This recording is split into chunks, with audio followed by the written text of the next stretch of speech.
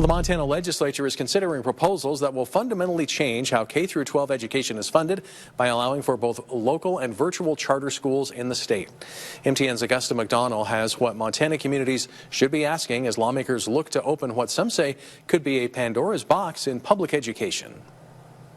Another Montana school year winds toward its final bell, and talks are heating up in Helena regarding two House bills that could fundamentally change education in the state by introducing charter schools, HB 562 and HB 549. The intent of House Bill 562 is to create options that empower parents, encourage students to develop their full educational potential, provide a variety of professional opportunities for teachers, and encourage educational entrepreneurship as being vital to the economic competitiveness of our state. This is new for Montana, but old news in Oklahoma, where charter schools were introduced about 20 years ago and virtual charters about 10 years ago. Rural mom turned public education advocate Erica Wright says she wishes she would have paid closer attention then. Created a huge mess here where we had these charlatans that came in and took advantage of a system that wasn't designed properly when it was initially set up, and they profited tens of millions of dollars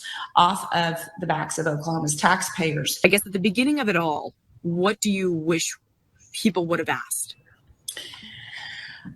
I think the number one question that voters and constituents always need to be asking, that I wish I would have asked more back 10 years ago, is how is this funded? Where is the money coming from for this? And also, who profits? That's a question Montana lawmakers don't have a clear answer for, at least not yet. A fiscal note on both bills says the cost of the measures can't be known at this point because there's no spending caps in the law, and the number of charter schools that could be created is also unlimited. Each would be entitled to annual funding of up to 80% of basic K-12 entitlements, which are $56,000 for elementary schools, $110,000 for middle schools, and $335,000 for high schools. A coalition of public schools groups are opposing HB 562 and offering instead to support HB 549, which is similar but offers more regulation. I can do the math on this and show you very quickly how you'll spend $15 million.